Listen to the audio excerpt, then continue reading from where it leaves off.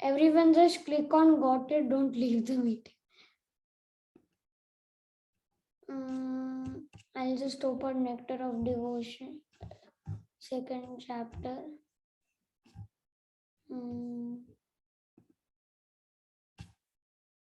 So can anyone tell me about an overview of what we learned yesterday in chapter 1? Like, try remembering the 6 characteristics of devotional service. Anyone remembers?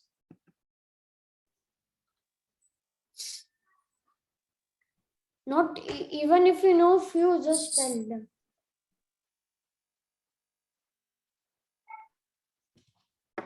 Anyone knows? What happens when you come to Krishna consciousness? Hare Krishna. Am I audible? Yeah, Prabhu, you are audible. Yeah, so anyone remembers these characteristics? Any one, at least any one of these 6 characteristics?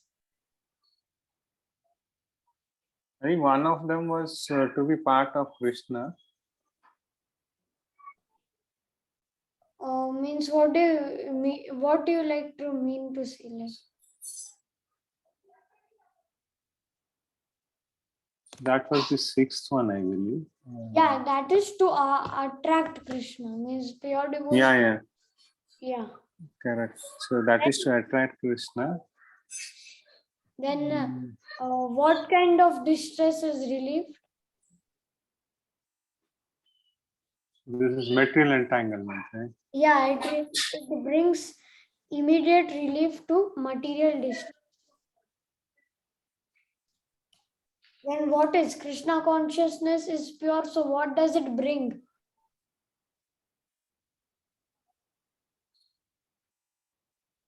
Okay.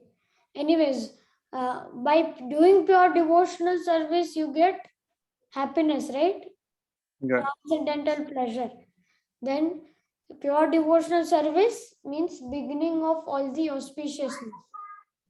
Then any pure devotional service is rarely achieved. Then pure devotees derive the concept even of liberation. They don't even want liberation. They just want to serve Krishna. And then the last one, as Ramesh Prabhuji told, was to attract Krishna.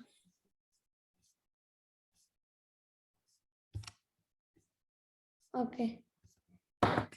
So anyways, just a minute. Just give me a minute. I'll share the screen. Okay.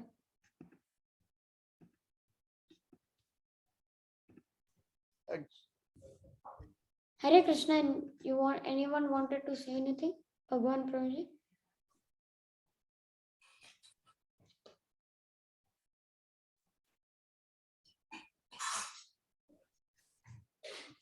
Okay. Okay. So today is chapter 2, the 4 stages of devotion. Now, as you all know, as you might have learned in the Bhagavad Gita 18-day course in the 12th chapter, that there are 6 types, like there are 3 primary stages, like 3 types of devotion. First is, and the topmost is Ananya Bhakti. Ananya Bhakti means you will directly see direct absorption in spontaneous love, means you will just like the inhabitants of Vrindavan, just by seeing Krishna they got spontaneous love. Then sadhana bhakti means following all the rules and regulations of devotional service and slowly coming to the platform of Ananya Bhakti. So Ananya Bhakti is the goal, but these are the other are just the ways to come. Then Nishkam Karma Yoga. And then Nishkam Karma Yoga means to serve the Lord by performing your work, working for the Lord or offering results of your work to the Lord. And slowly, by that you will able to come to sadhana bhakti, and then from sadhana bhakti you will be able to come to ananya bhakti. So that dormant love can, everything has some kinds of rules and regulations. For example, if you have to recover from a disease, doctor will give you many such rules and prescriptions that you won't eat junk food for so many days. Don't take such type of food. It will cause more harm to your body. Sleep well, eat well, and all that doctor says, right? Take vaccination, etc., etc. So the same way, to come out of this material disease, we also have to follow some rules and regulations, like following the 4 regulative principles, like no meat eating, no gambling, no illicit sex, and no intoxication. So it's like the 4 pillars of dharma are there are 4 pillars of dharma, and these 4 things, like this meat eating, removes those 4 things. So the 4 pillars are mercy, truthfulness, purity, and austerity. So austerity is removed by intoxicating. When you intoxicate, it removes your austerity. Purity is removed by doing illicit sex. Then truthfulness is removed by doing gambling. When you gamble, you may have to say some lie or something, and the truthfulness goes away. And then after that, mercy is gone by meat eating, because you mercilessly kill the animal and eat the animal, so that removes mercy. So these 4 pillars of dharma are destroyed by these 4 things. Therefore we have these 4 regulative principles, so that we can protect against such things, such addictions, and we can keep the 4 pillars of dharma. So that by following that, by chanting Hare Krishna Mahamantra regularly, by following the 4 regulative principles, and doing other various devotional activities in a regulated process, you will surely attain spontaneous love for the Supreme Lord. So here Rupa Goswami describes that there are 3 categories of devotional service, and are listed as devotional service in practice, devotional service in ecstasy, and devotional service in pure love of God. Practice means sadhana bhakti. Ecstasy means you have bhava. And pure love of God, it means shuddha prem for the Lord. Now there are many subheadings to this, and they are going to be explained by Rupa Goswami in these and the later chapters. Then generally it's understood that devotional service in practice, there are 2 different kinds. That is devotional service in ecstasy and devotional service in pure love. Now in this connection, that now person's eligibility for Krishna consciousness depends upon his pious activities, upon his previous birth. For example, it might be that in his previous birth he might have completed 7%, but he would not have reached the perfection of devotional service. So then he may have to take birth again in the form of a human, and the Lord gives him a chance to be born in the family of pure devotees or of rich aristocracy, so that he may be able to continue his bhakti favorably. Means the family will support him in his devotional service. So that can happen if he has a continual process of devotional service from previous life. And therefore it said, Deha Bikrama Nashosti Pratyavayo na Vidyate Swalpam Apyasya Dharmasya Trayate Mahatobhaya. Means even a little effort in this, little advancement in the path of Krishna consciousness can save you from the greatest type of danger. For example, once you have taken to devotional service, the taste will remain, and you will have a guarantee or a surety that either you may go back to Godhead in this life itself, or either you may take a birth as a human, so that which makes it favorable for continuing your devotional service.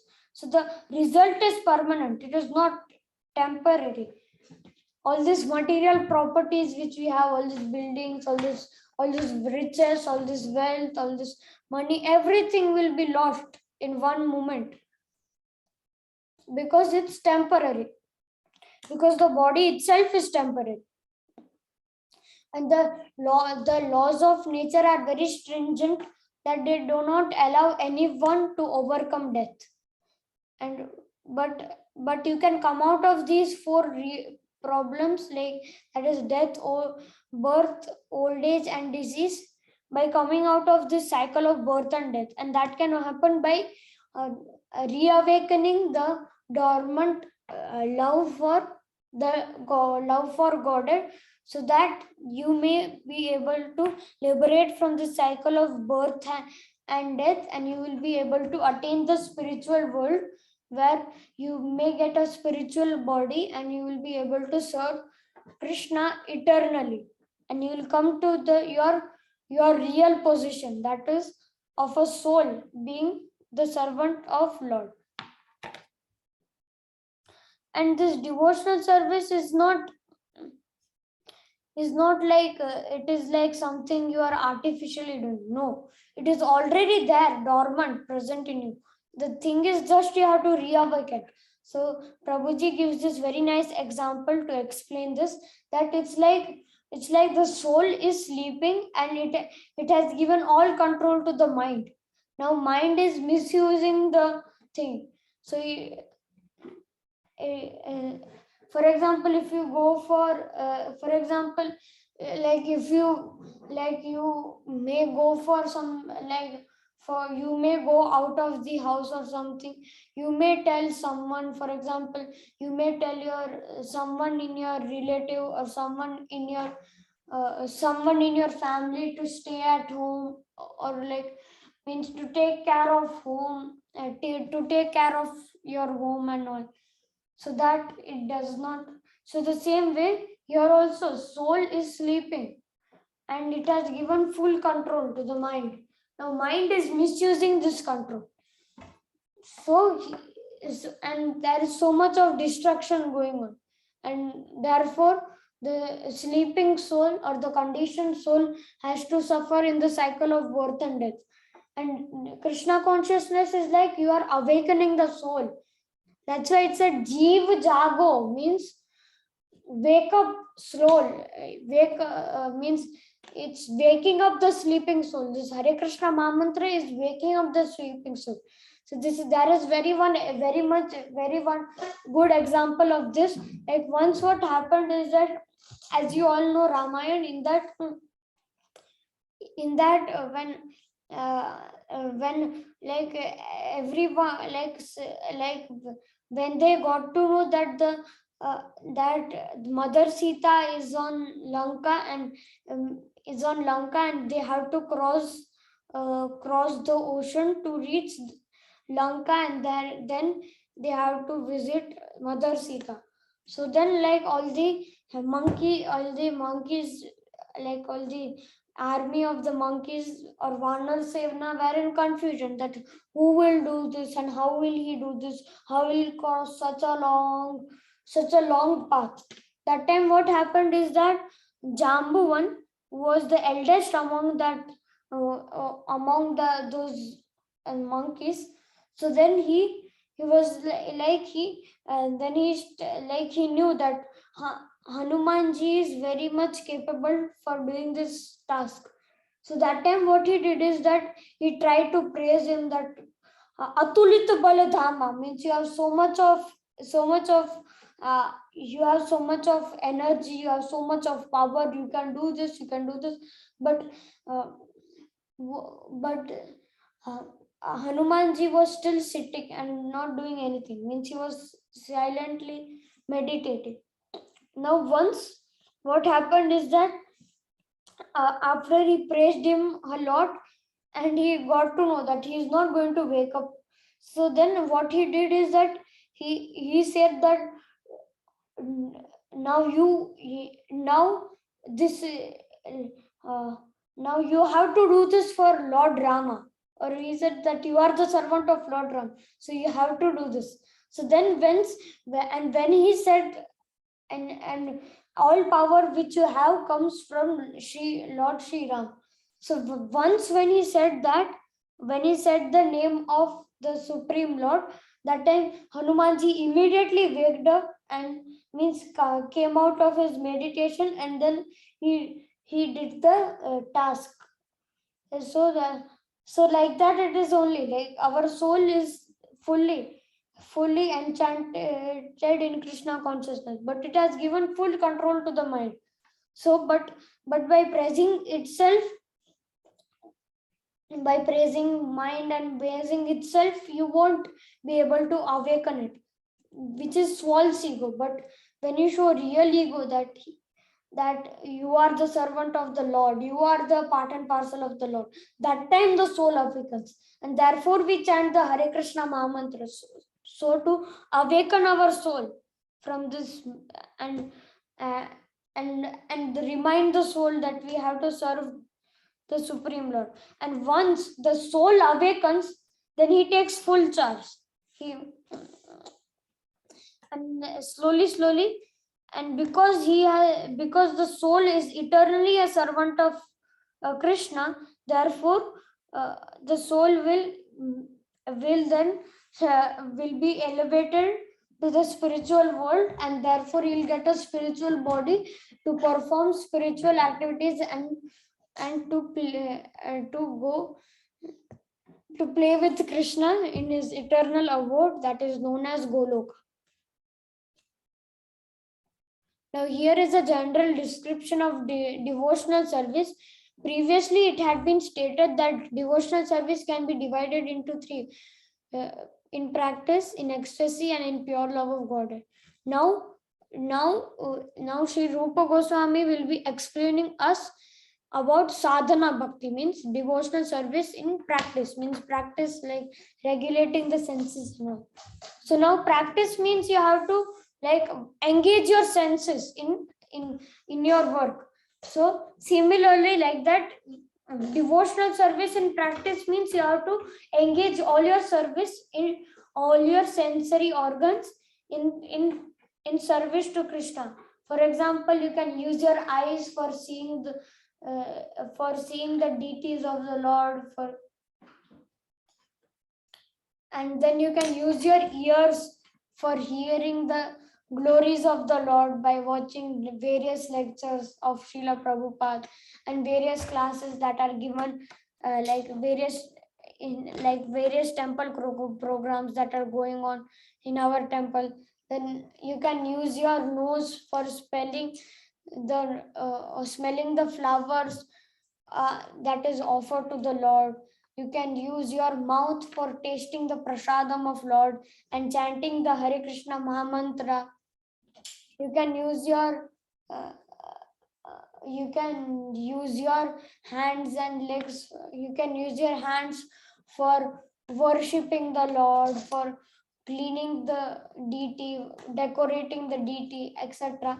And you can use your leg for going to going to various pilgrimage, holy places, and you can also do parikrama, like circumambulating the temple and various holy places like Govardhana and etc. So like that you have to um, try to engage all your senses, and you can like some senses will be meant for acquiring knowledge, some will be for executing the conclusions of what we have learned. So practice employs both the mind and the senses, and this practice is not something artificial that you will create something artificial. So like for example, uh, it's like for example, let's take an example of child. Now child learns to practice learns or practices to walk. Now the walking ability is already there in the child, and it's not unnatural, but he just have to does a little bit of practice, and then he will be able to walk very nicely. So similarly, we also have dormant love for the Lord, and that is the natural instinct in every soul or every living entity. And so therefore you just have to awaken that, and that can be done by practicing in devotional service. Now there are certain ways while how your how your dormant consciousness can be invoked. Like for example, just like how I explained, by engaging your senses, by following the regulative principles, by chanting the Hare Krishna Maha Mantra, etc. Like that, by following all the regulative principles, you have to do practice and awaken the dormant love, and this practice is called as sadhana bhakti. That's why sadhana means regulated, and that's why when Arjuna says chanchalam hi mana krishna pramati balavadridam tasyaham nigraham manye vayor iva sudhiskara, means the mind is very turbulent, it is very disturbed, but the mind is very disturbed and very turbulent, but you can control it by following the rules and regulative principles. Now every living entity under the spell of material energies, okay, generally so here it's explaining that right now we are not in our normal condition because we are too much entangled by material bondage, and the so so we are in like a diseased platform right now, and to come out of the disease we have to follow devotional service. Now the spirit soul is originally Satchidananda, means blissful, eternal and full of knowledge, but it's only due to material activities he has become miserable, and that is also due to vikarma, means forbidden actions that should not be done. Now let's take one example of sadhana bhakti. For example, we regularly like in the initial stage we may like just for like for formality's sake we may do all this deity worship, doing mangala arati, refraining from certain material activities, offering obeisances to spiritual master, and following all the rules and regulations. Now by following by just practicing these rules, we are slowly coming out, we are slowly curing ourselves from these things. Just like how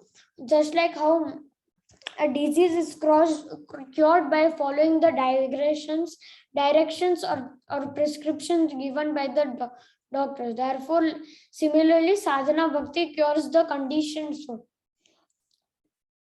And now what will happen? Slowly when he start attending Mangala Arati and all, his dormant love will awaken. And at a stage it will come that he won't do it for formality's sake. He will do it out of love. So now actually actually people approach God for for example, those who are in the mode of passion, they approach the Lord out of fear. Sorry, I mean those in the mode of ignorance, they will approach the Lord out of fear. Means that, for example, let's say like there will be one person, or will be some person who will be seeing the hand, and he'll say that this is like you are now, this is the dosha you are having in your future, and therefore you have to perform this particular kind of ritual to come out of this and all. And maybe it could be even due to some exam fear or any other kind of fear. So that is approaching in mode of ignorance. Then people in mode of passion, they approach the Lord out of desire. They have many desires.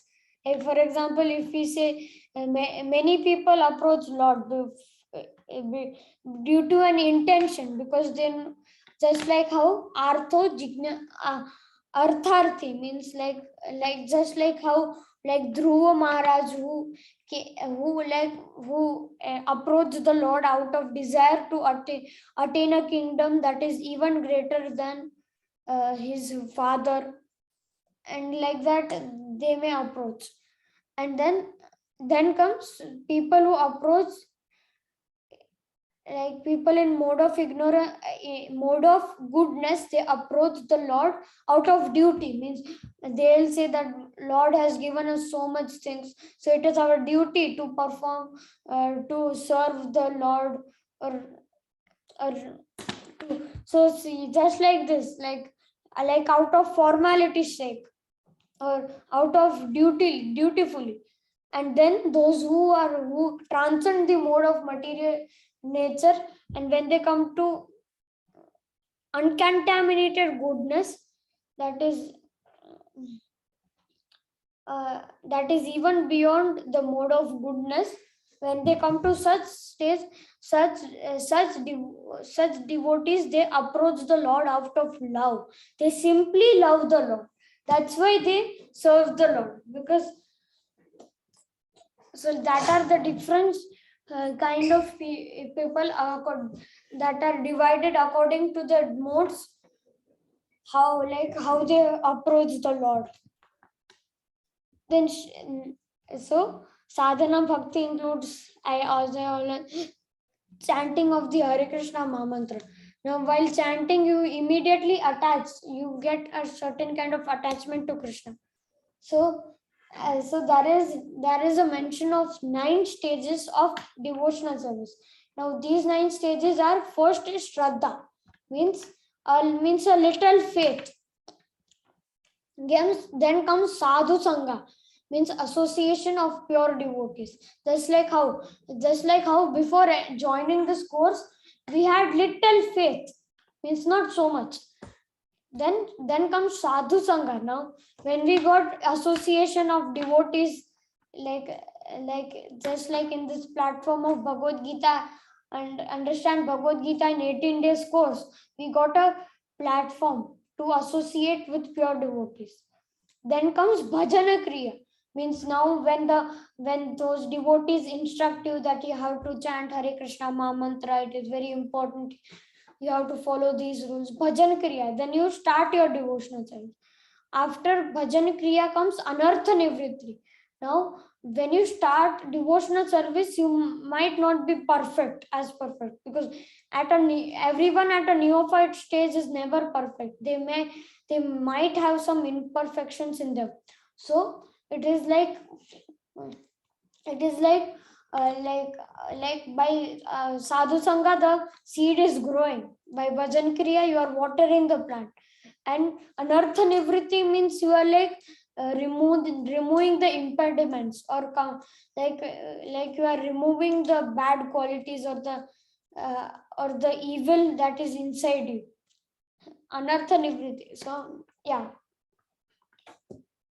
all those anarthas which he did since so many lifetimes, that is all coming out. So that is anartha nivritti, means removing, you can compare it to removing the weeds. that actors. After Anartha Nivriti comes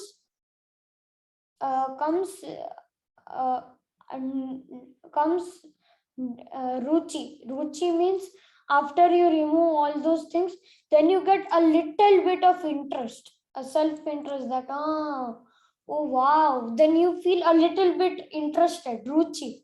Now after Ruchi comes Nishtha. Nishtha means you are firmly fixed in devotional service. And at any cost, you don't miss your devotional activities.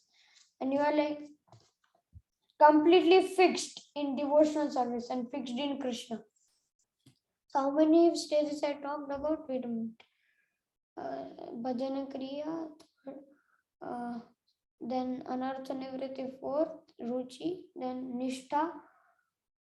After Nishtha comes, there is one more stage I forgot. Yeah, after that comes Bhava. Means you have, when that time your dormant love for God comes out.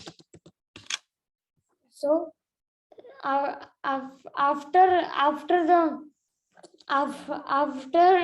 Bhava comes Prema. Prema means pure love of God. Oh, sorry, actually, after Ruchi comes Asakti. Asakti means attachment. And after that comes Bhava, and after that comes Prema. So these are the 9 stages of Bhakti Yoga as explained. Okay. Now this sadhana bhakti can be divided into 2 parts as mentioned here. That one is to follow the different rules and regulations of the spiritual master, and that is called Vaidhi Bhakti. Now, and then the other is called Raganuga, means refers to a point by following one becomes little attached. For example, I gave an example like he does deity worship, and he tries like first in the beginning he does out of formality, like he wakes up early and just to follow and just to respect the orders of spiritual master. And now slowly when he gets attachment and all, so then like that he develops attachment. Now when he gets attachment, the spiritual master has not to order. He will automatically decorate the deity. He'll do all other, he'll prepare different kind of and he will like create different plans so that he can do his devotional service very nicely. So after that, and this offering of loving service is spontaneous. So therefore sadhana bhakti can be divided into regulative and spontaneous. So at the starting you may not have so much attachment, and you may do all the things out of formality, like just to respect the orders of the spiritual master you do. And then by slowly you will develop attachment.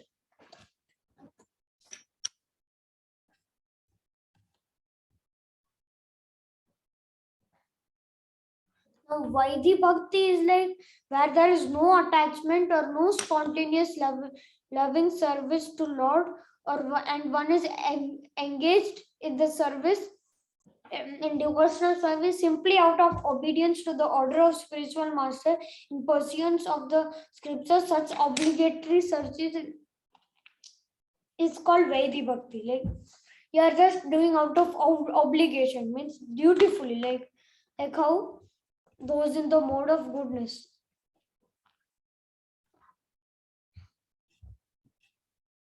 Then the principles of Vaidhi Bhakti are also described in the Srimad Bhagavatam.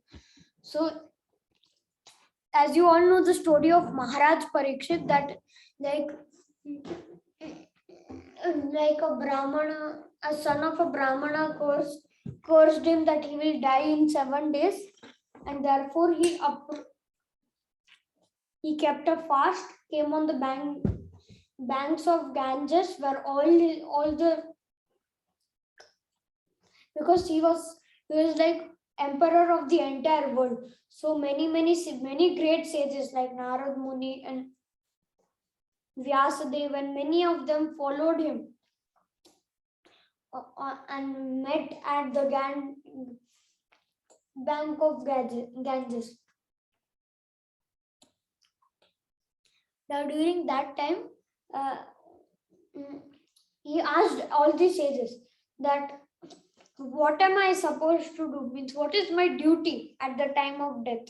What am I supposed to do? And how do I overcome this fear of death? Now many sages are right, but no one could give any proper answer to this. Now, however, that time Shukadev Goswami arrived. As you all know, Shukadev Goswami is the son of Srila Vyasadeva Muni, and he said that if you want to become fearless as your death is arriving next meet, you must immediately begin the process of hearing and chanting and remembering God. So as a result, Shukadev Goswami narrates the entire Srimad Bhagavatam, and after which what happens is that after those 7 days are over, means they continually, like for 7 days continuously, even without drinking a drop of water, they continually enjoy the transcendental narration of Srimad Bhagavatam. And after which Maharaj Parikshit meditates on Lord Krishna, and then as it was cursed, a snake comes and a snake bites. A snake's bite kills him, and he attains the supreme abode of the Lord. Now here Shukadev Goswami recommends to chant chant and hear about Krishna and not about other. So Mayavadis, they think that if you chant of anything, you will get the same result. But it's not like that. Different paths lead to different destination. It is very, very clearly explained by Lord Krishna that yanti deva vrata devan pitra yanti pitra vrata bhutani yanti bhuteja yanti madhyaji nopima. Means those who worship the demigods, they will go to the demigods, means the abode of demigods. Those who worship the forefathers, they will go to the abode of forefathers. Those who worship the ghosts, they will go to the ghostly planets, and those who worship me, they will come to the supreme abode of me. And as you all know that in the abode of demigods, there is misery, because there is repeated birth and death there also. Abrahma bhuvanal loka punaravartinojuna mamupetya to konteya punarjanma na vidyate. Means Abrahma bhuvanal loka means from the topmost planet, that is Brahma Loka, to all the other lower planets. Punar avartinorjuna means to all those planets. In all those planets, there is repeated birth and death. Mamupeti to konteya means if you surrender, means if you come to me, punarjanmana vidyate means if you come to my supreme abode, you won't have to face repeated birth and death, and you will be permanently residing in the abode of Krishna. So therefore, Shukadev Goswami recommends Maharaj Parikshit to do devotional service of the Lord.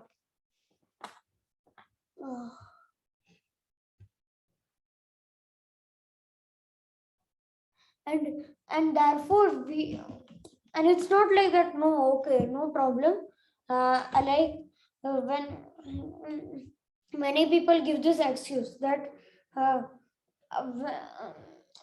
no problem, we will do devotional service when we when we come at old age. Okay, at old age we'll do devotional service very nicely when all our responsibilities will over. But but who knows if even old age comes. Right now also it's old age only, because you are not sure when you are going to die. You can die at any moment. You may die at a very early age also. So it's not like that. There is no guarantee of, there is no guarantee of you living even the next moment. That is padam. That's why it's padam padam viparidam natesha, means that at every step in this material world, at every step there is danger. And as you have received the human form of life, that is very very rare, and which the ultimate goal of which is to attain self realization. So such golden opportunity will be vanquished. Uh, and it's also and even if you are not able to complete your devotional service, you will get another life of human form of life, and then you will be able to attain Krishna. And it's also said in the Bhagavad Gita that Name Bhakta Pranashyati, my devotees never vanquish, means he does not have to come again into the entanglement of birth and death, while others will be vanquished, meaning that they won't be able to come out of this cycle. Now let's suppose that one just excusing that no, giving a excuse that no, I will do it in old age, no, I'll do it in old age, and suddenly he's thrown, and because of which he does not able to develop Krishna consciousness in this human form of life. Now what will happen is that he will be thrown into this cycle of birth and death that involves 8,40,000 species, and in all of them his spiritual identity will be completely lost, and he has to go through such a long evolutionary process, and maybe out after 84 lakh births in various species, he may get a human form of life. So and you might not know what you are going to be in the next life. You might be a plant, you might be a beast, you might be a bird, and there is a variety of species, means Lord has kept so many species that, like, according to your own choice, according to your own desire, Maya will give you certain type of body according to what you desire. For example, if you are like very addicted to meat eating, you might get an animal like of a carnivorous animal who like hunts other animal and all. But now, as we are humans, we should not miss this golden opportunity of self-realization and of human form of life that comes out of after 84 lakh species. And in Padma Purana also this same process is advised, that one should always try to remember the Lord. So and if we attain such stage where we will be able to fix our mind and remember the Lord or his form constantly by meditation, and not forget him even for a moment, that state of consciousness is called samadhi or trance, complete samadhi, the supreme Lord. And that stage only we have to attain, just like the gopis. And we should always try to make our schedule so that we can 24 hours nicely engage in chanting and doing other various devotional activities. And therefore somehow or the other we have to always try to think of Krishna or Vishnu without forgetting him in under any circumstances. So that's all. And this principle is applicable to all varnashramas and all varnas and all ashramas. It's not that it's only for brahmanas or it's only for brahmacharis and sannyasis. No, it's not like that. It's for all. It's for all. Brahmanas, Kshatriyas, Vaishyas, Shudras, brahmacharis, grihasthas, vanaprasthas, and sannyasis. It's for all. And it does not matter if a person, if whether one is a beginner like a brahmachari or maybe a very very highly advanced sannyasi. One has to try to remember the Supreme Lord constantly and try to not forget him at any moment or at any cost. Now, if this injunction is followed, all other rules and regulations are like they just come. They are like just the assistants and servants to this one basic principle, that is to constant remembrance.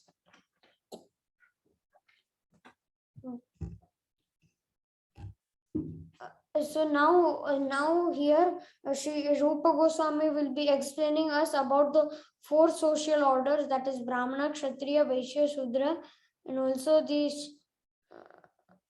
about the sannyasis, vanaprastha, grihastha, and brahmacharis. So here it's described that that these varnas or these ashramas have come out of different body parts of the Supreme Lord. For example, the brahmanas have come out of the head, the kshatriyas have come out of the hand, means the arms, the vaishyas have come out of the waist, and the shudras have come out of the legs.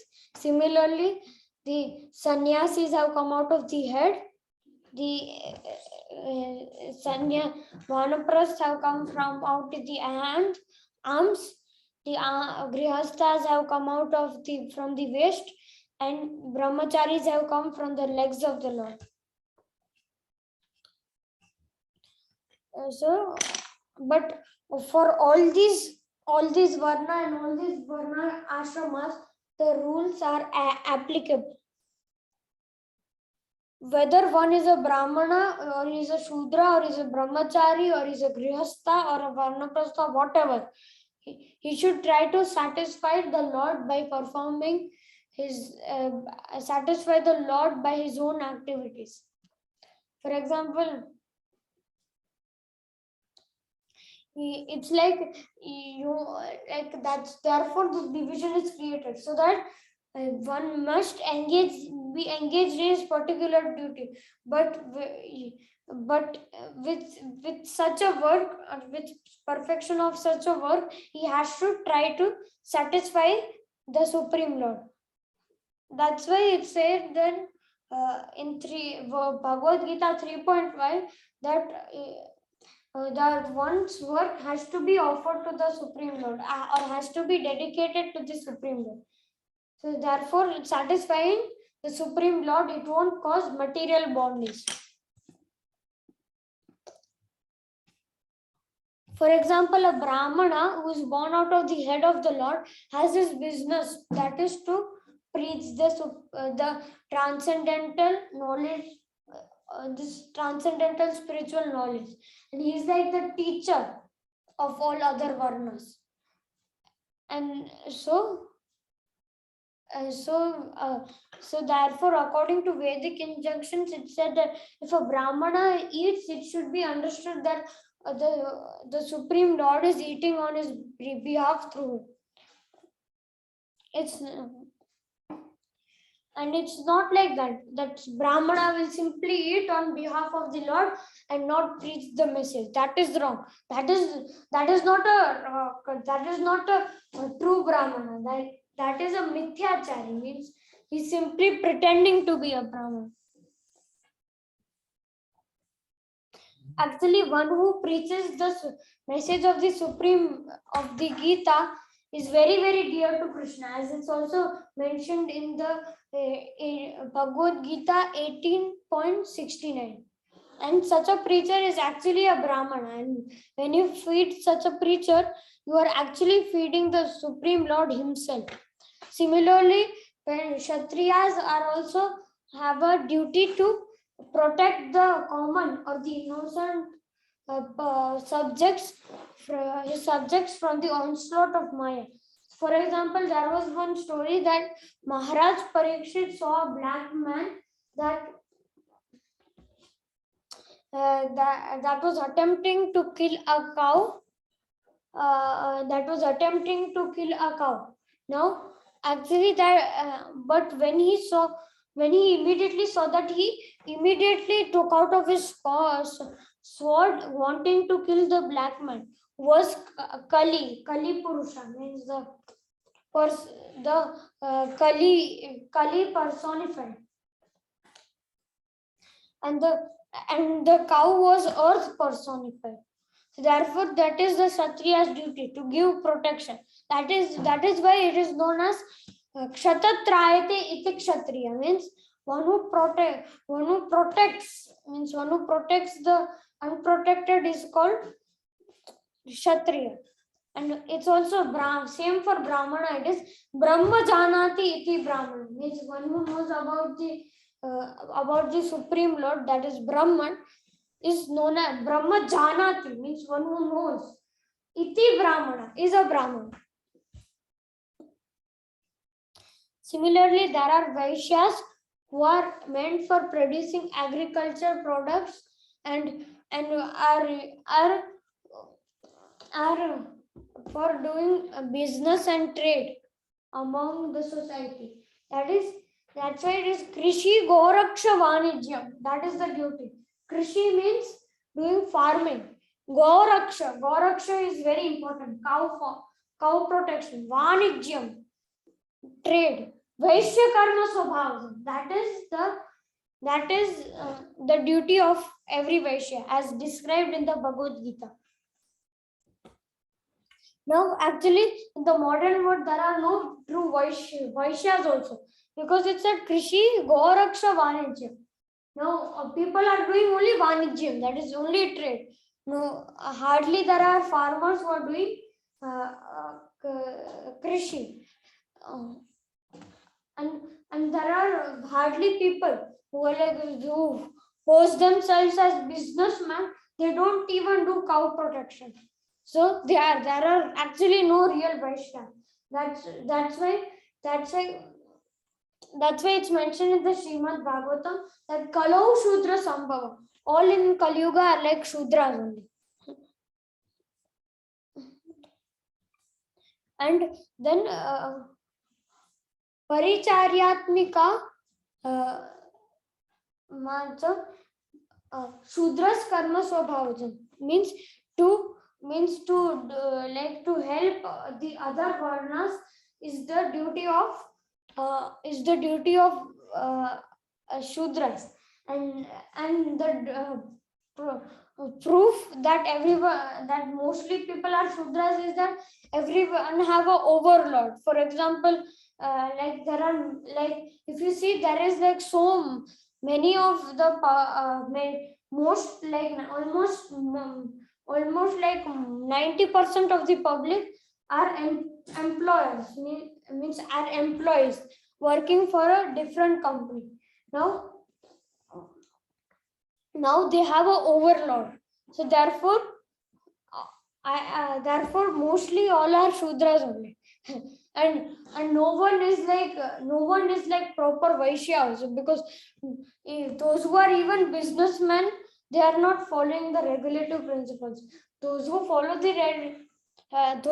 follow the regulative principles are actually Shudras only, because Shudras are allowed to exempt the regulative principles.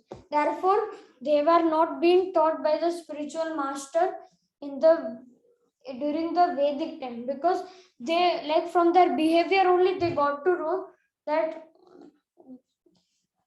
such labors are actually that such Shudras are actually not means not like they don't they have no self-interest to know about, or no kind of curiosity about spiritual knowledge, or they don't have any kind of seriousness in devotional service.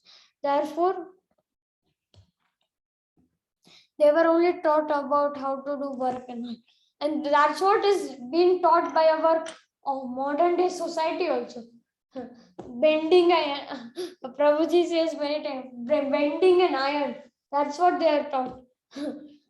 And so therefore the knowledge or the provided in the modern day are also like Shudra level only. And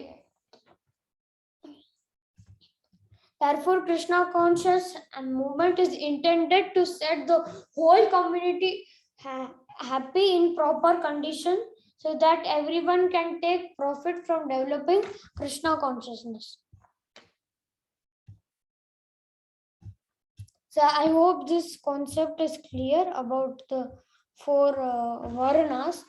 Then Lord Krishna instructs that to Uddhava that when you follow the social and the spiritual orders of the human society, one can satisfy the Supreme Lord, and when the Supreme Lord gets satisfied, the entire society also gets all the necessities of life and without any difficulty. This is because after all, the Supreme Personality of Godhead maintains other living entities, and if when Supreme Lord is satisfied, everyone is automatically satisfied.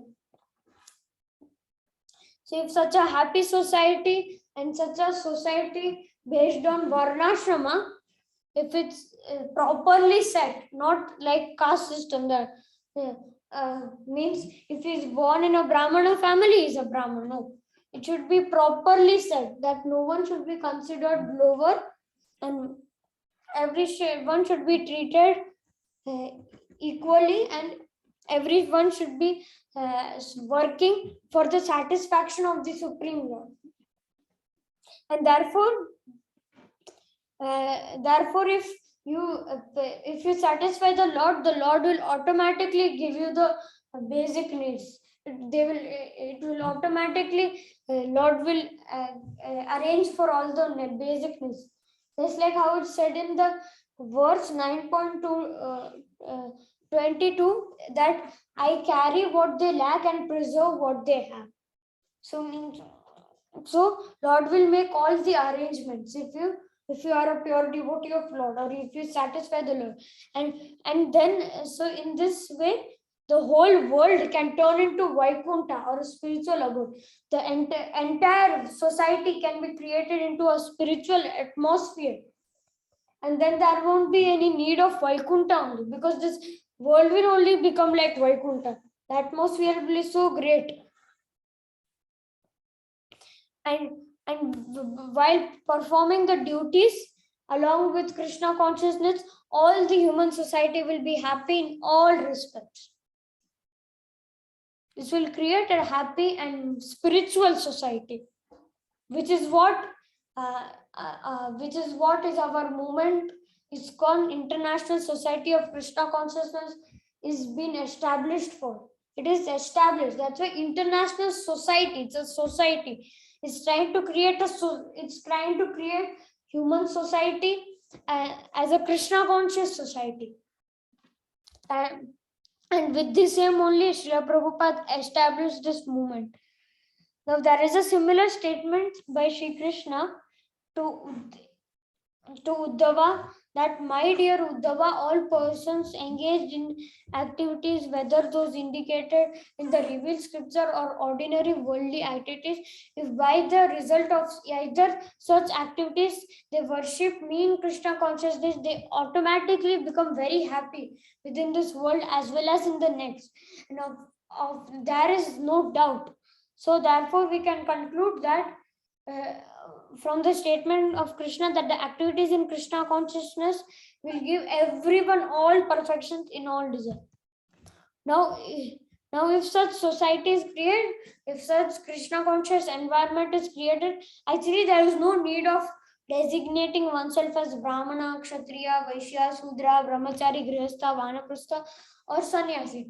Let everyone do whatever occupation which they are engaged, or whatever tendency or whatever occupation towards which they are naturally have a tendency towards, and this will adjust the whole situation, and the entire world can become happy and happy and peaceful within this material world. And any activities if performed that is sanctioned in the revealed scriptures and which is aimed at this satisfaction of the Supreme Lord are accepted by saintly teachers as the regulative principles of devotional service. If one regularly executes such service unto the Supreme Personality of Godhead under the direction of a bona fide spiritual master, then gradually he rises to the platform of serving in pure love of Godhead. So I hope you understood this chapter. First, we had described about explaining a little about the sadhana bhakti, the two types, the three categories, that is in practice, means in bhakti in practice, in ecstasy, and in pure love of God. And then we saw in practice, which is known as sadhana bhakti, can also be divided into two, that is in regulative principles and in spontaneous love. And then we saw various examples. Then we saw about importance of human life. Then we saw about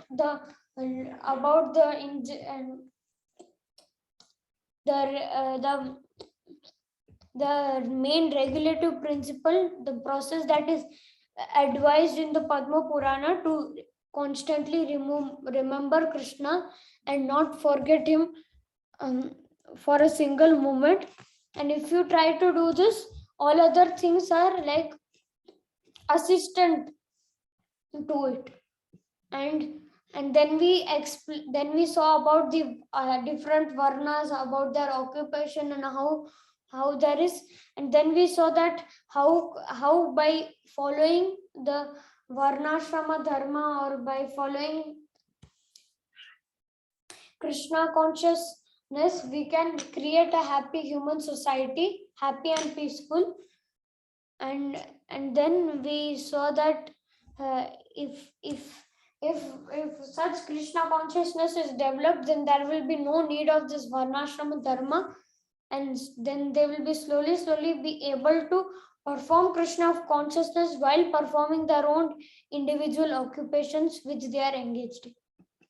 So I hope everyone could understand the chapter and absorb the content. So anyone has any doubts regarding it? Or anyone has anything to say, any kind of reflections that you got from this chapter?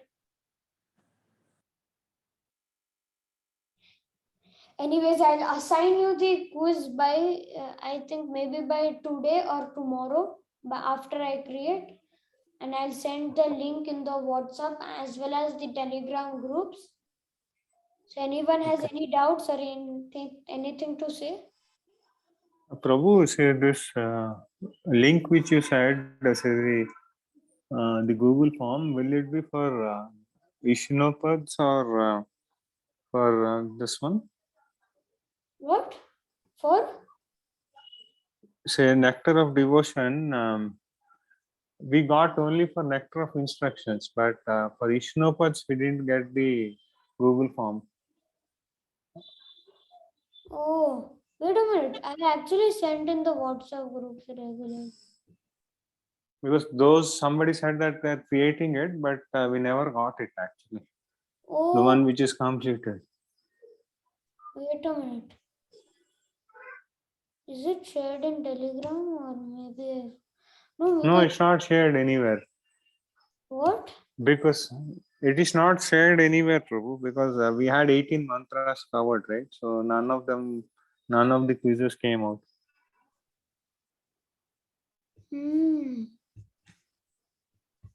I don't know. I was sharing, I think. But oh no.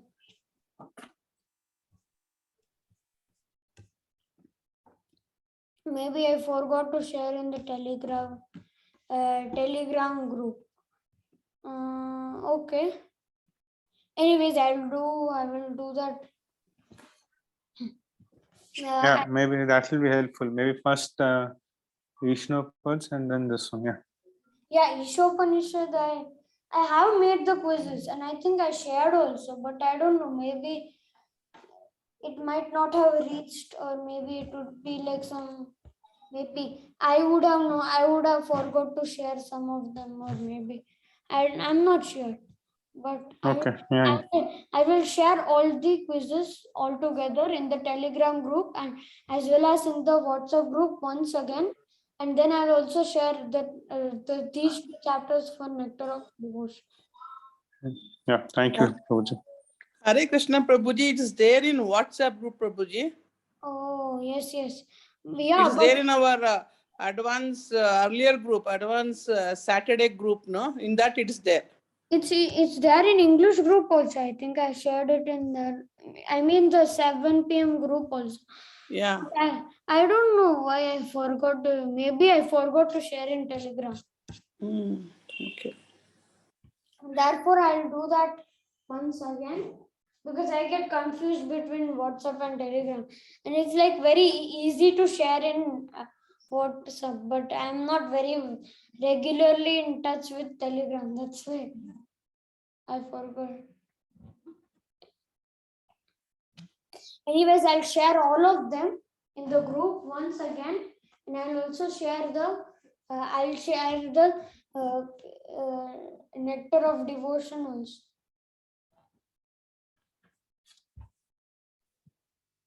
Okay, thank you, Prabhuji. Any other issues or any other doubts? Any other reflections from this chapter?